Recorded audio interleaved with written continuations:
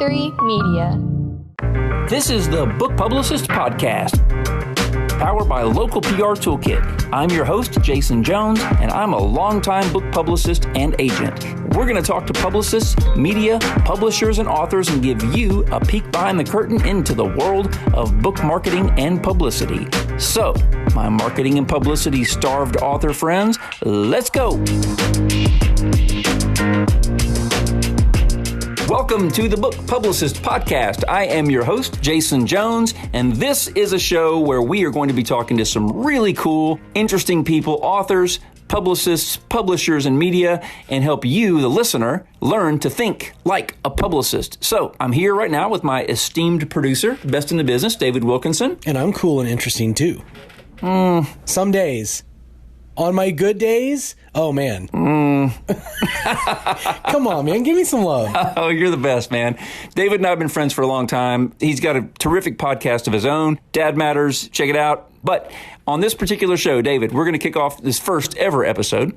And I'm so blessed to know some really cool people. And I know there's so many authors out there that don't feel like they have any support, any marketing or publicity support. They don't have any access to us on this side of the curtain. And that's what this podcast is going to be, is an opportunity for all those folks to peek behind the curtain and kind of get a feel for what it's like on this side of things. How do we market and publicize books and publish books? What I love is that every one of these are conversations. It's you either at a conference or catching up with one of your friends, but you are sitting down talking with people who are important in this industry. They're going to be able to help your listeners become their own publicists. Yeah, man. That's what this thing's going to be. This first conversation, super cool. Dawn is nationally syndicated radio host. Season pro, Dawn Ray May. Yeah, get up every morning. I turn on the car, and there's Dawn on the air, 91.7 here in Nashville. She's on Moody Radio, and she is fantastic. Yep. So this is going to be a great conversation. I hope you guys enjoy it.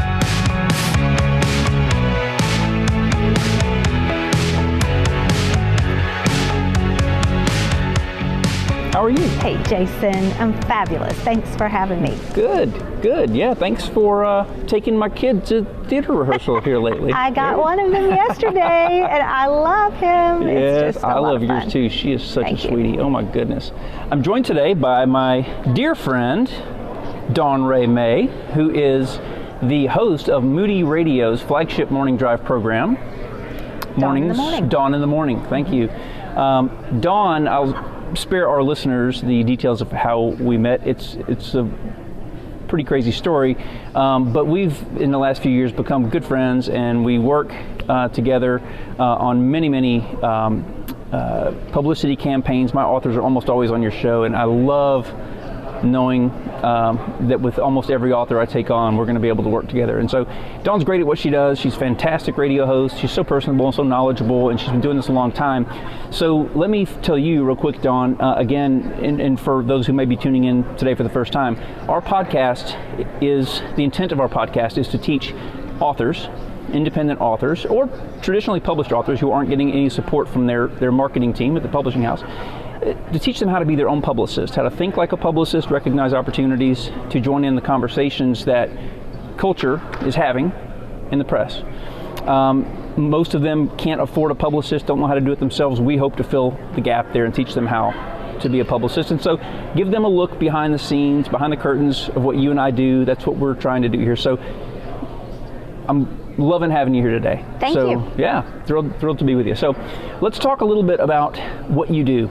You know, every day, I know I've texted you before about carpooling with the kids, and you know, it's 7 o'clock and you're already in bed because you get up at 3 a.m., right? And I'll answer you at 3 tell us what your day looks like. Yeah. Be happy to. Yeah, so I get up at 3 just because that is, it's the time to get ready, get to the studio at least an hour and a half before the show. You got time to pray. I mean, I work in Christian radio, so time to pray and kind of get set for the morning. Go over the show again because you've prepped it before and you want to make sure that you're fresh. The day before? The day or 2 days Sometimes, before. yeah, okay. Yeah, it depends on if you have a guest or not. Mm-hmm. You could have booked them a month before. Mm-hmm. So you kind of want to refresh. You might even be thinking about a subject differently than you did even going to sleep the night before. So you just want to get today's perspective on whatever you're going to be talking about. So that's kind of my morning. That's how that rolls Monday through Friday. Okay. Okay. So you have a producer, right? Philip? We do. We have a board op who actually is Mark Stooksbury, and he has been with us just a few weeks now. We have someone who also kind of EPs for us, executive produces. He's been with Moody Radio for a couple of years, and he knows the flow of the show. So he knows the technical side of it really well. Yeah. So which one of you determines the content? Which that one of you determines, okay, who's going to be on the show? You're the one that goes through the stack of books that you get every week and decides which ones you want to feature. And so who reads the emails that you get every morning? You come in the office, you got 6 emails waiting for you. Is there any one thing that you look for as you're scanning that list of emails that will help you determine which ones you're going to open first, or if at all? You bet. So what's that process look like for you? That's a super valid question, because with Moody Radio, which is who I work for, we have a vetting process.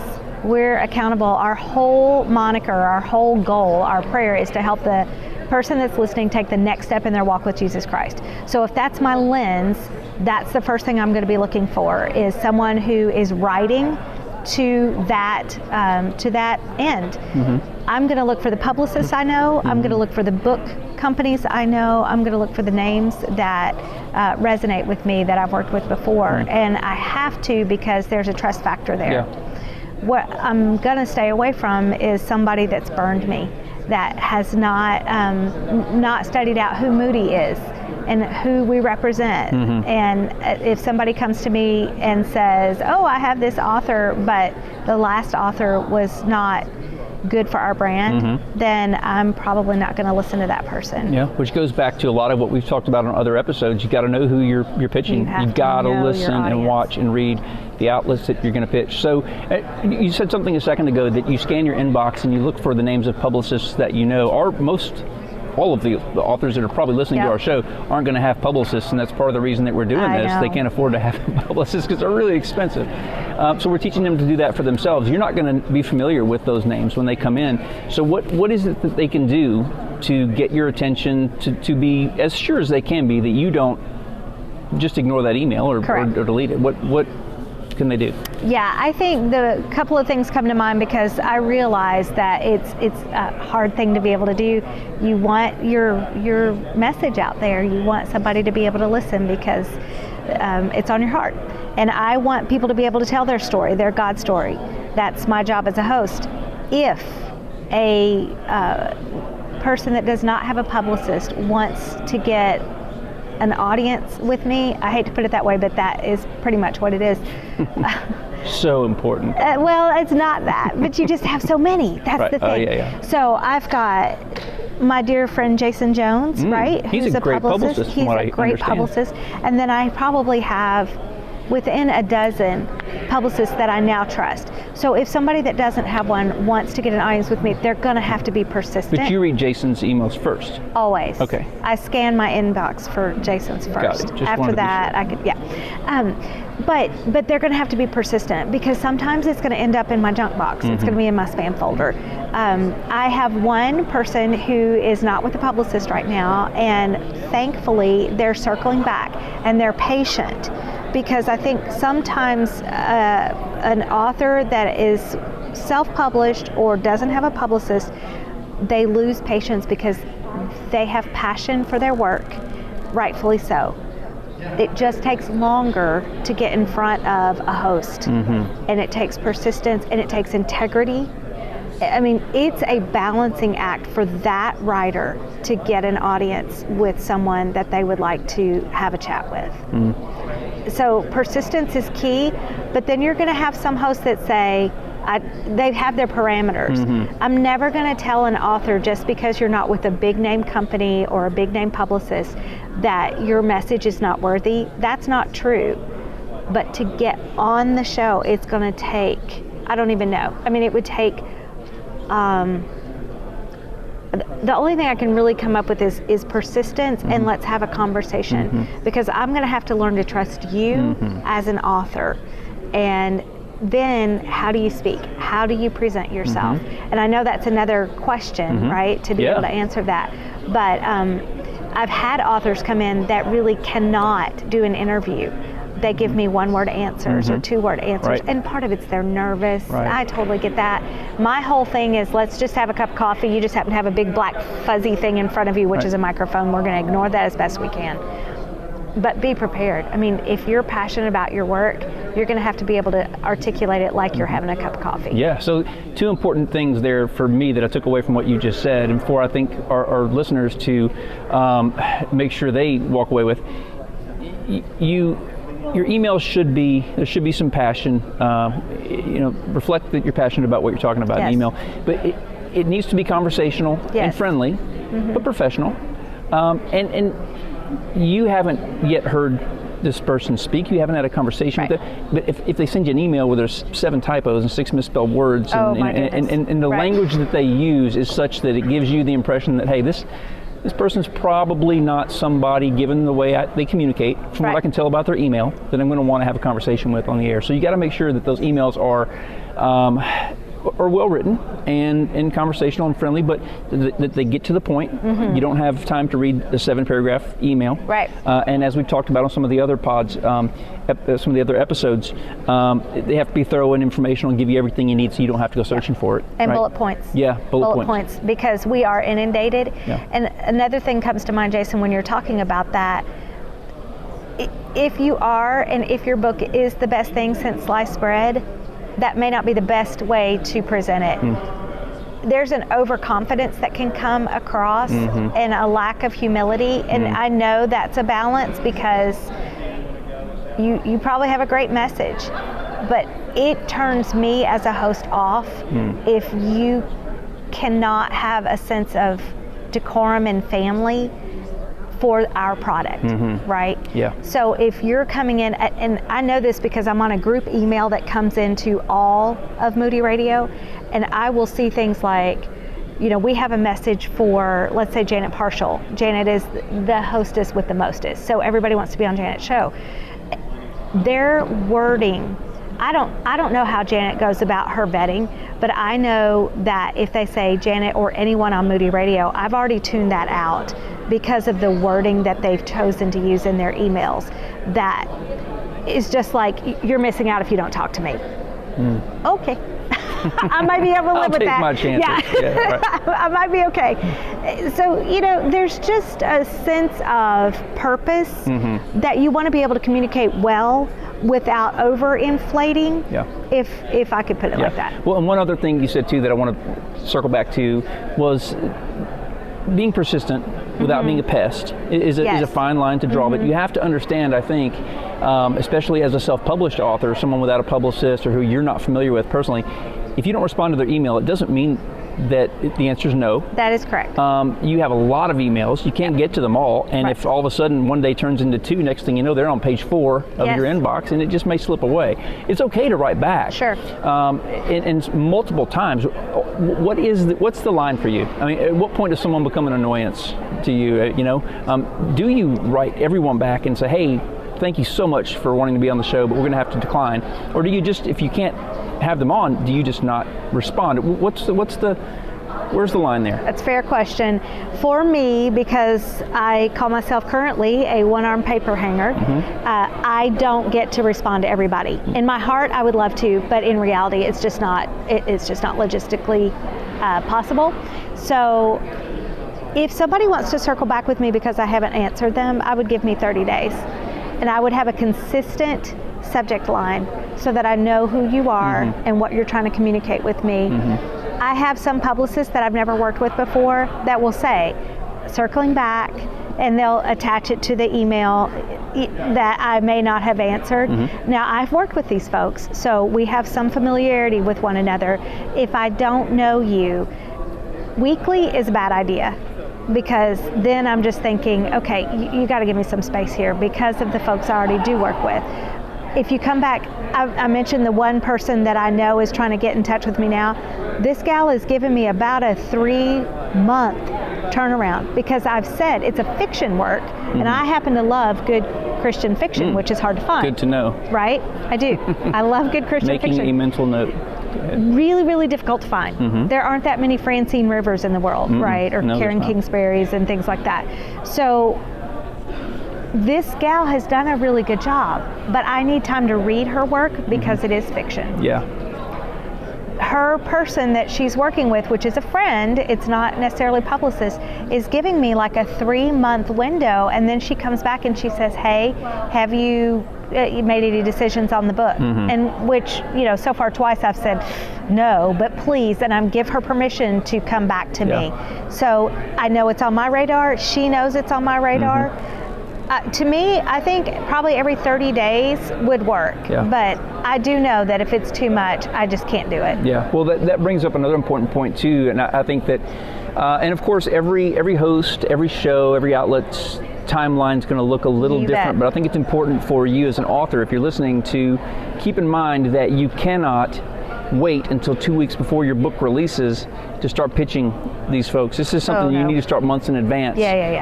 Because there will be people like you and others that, I've spoke with a friend here earlier from Focus on the Family. It takes them months to get to. And, they do. If your book releases in August, you need to pitch them in March, February. If you know when it's coming out, you better start that. So you start knowing that, and you can back up and say, okay, well, given that, I need to start pitching my book months in advance. Even if it's not finished yet, I need to at least get something out there to say, hey, this is who I am.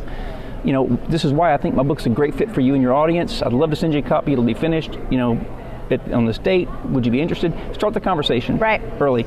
So, this has been a great conversation, and you and I could sit and talk for, I think, a long, long time, not only about our kids and carpooling and doing all the fun regional theater stuff that we do together, but I just, want to say, if you're listening to this episode and you don't listen to Dawn's show in the morning, tune in. It's fantastic. She's really great. She has some wonderful guests on the show, and I have loved talking to you because, you're pro, and well, and this is, there's so much to what we do, and I know it can look easy from the outside because so much of it is relational, right? It's relationships, and that is something that can be hard to establish if you're an author who's just getting started and has written their first book. So I guess one more question before we wrap it up.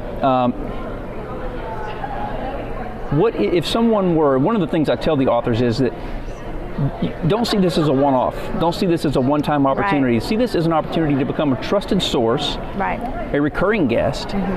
Someone, when you meet that host and you do their show, be friendly with them, get to know them, become someone they can trust to come to when they have questions or needs, and so, because it's a relationship thing, right? I mean, it's like everything else. So is there any particular way that you like or prefer for folks to do that with you?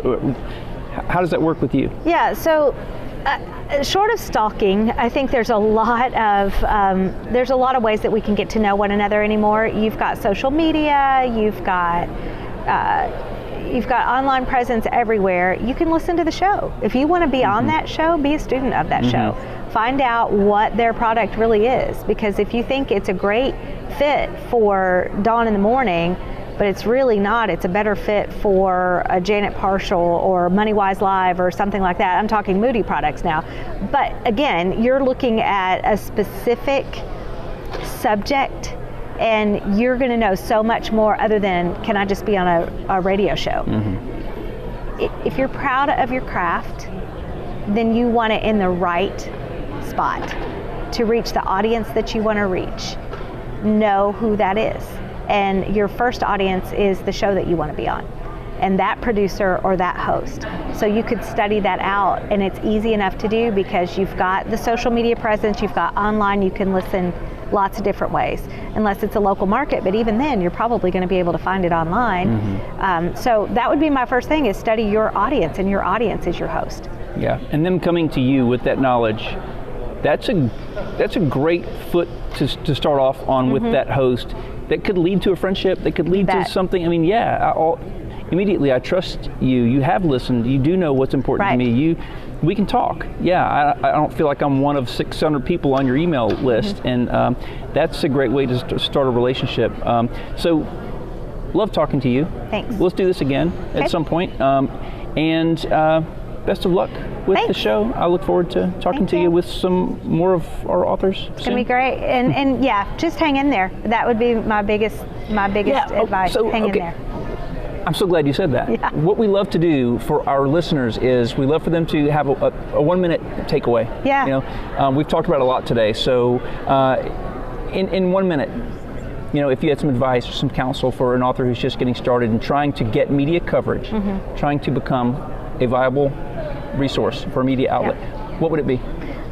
What does Scripture say? Don't grow weary in well-doing. If you really have a passion about the work that you have, then don't grow weary. It's going to be discouraging some days. Wasn't it Michael Jordan who said, you celebrate all the shots I made, but you don't know all the shots I missed? You have to continue to keep on keeping on. And if you give up, it's never going to happen. And I know from the people that have developed relationships with me, it didn't start like, oh, yay, it's Jason Jones. It started with, now what do you do? You know, and so you start that dialogue, and you don't just come in guns blazing, hey, I'm the best author ever, just because I haven't been picked up by a major book label. It's coming. That's probably not the best foot to start on. But if you do come in with this sense of, listen, I've got something I really would appreciate you listening to. I've been listening to you. I had an author recently say to me, first time ever, say to me, I know you have 3 kids, Dawn. I know this would be, and I was like, what? She actually took the time and found out a little bit about my family. Yeah. Everybody in the studio looked at me like she did her homework. Yeah. First time ever. I've been doing this since 2007. Yeah. She's like my new favorite because she cared. Yeah. You want me to care about your product? Care about mine. Care a little bit about ours. Yeah. Wow. Thank you, Dawn Ray. Yeah. It's my blessing. This is great. I love it. Thanks for the invitation. You bet.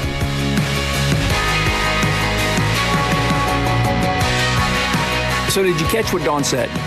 You have to listen to, watch, and read the media you plan to pitch. Know the show. I say this all the time, but you heard it right there multiple times from her own lips. Take some time, do your homework. And I love the way she put it. You want me to care about your product? Then care about mine.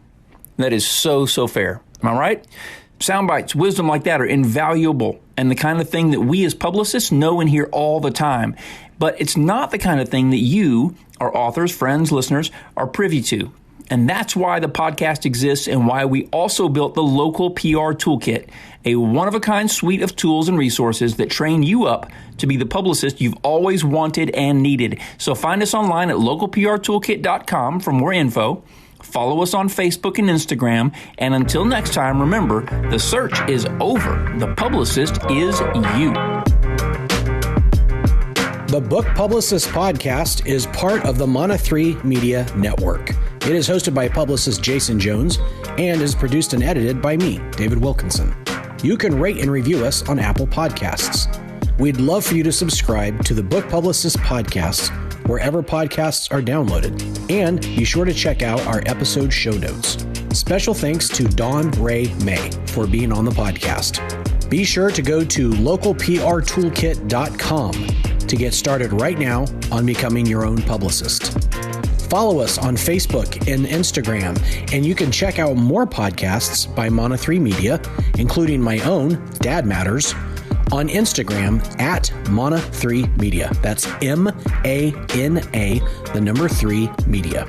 New episodes of the Book Publicist podcast drop bi-weekly every other Wednesday, so join us again in 2 weeks.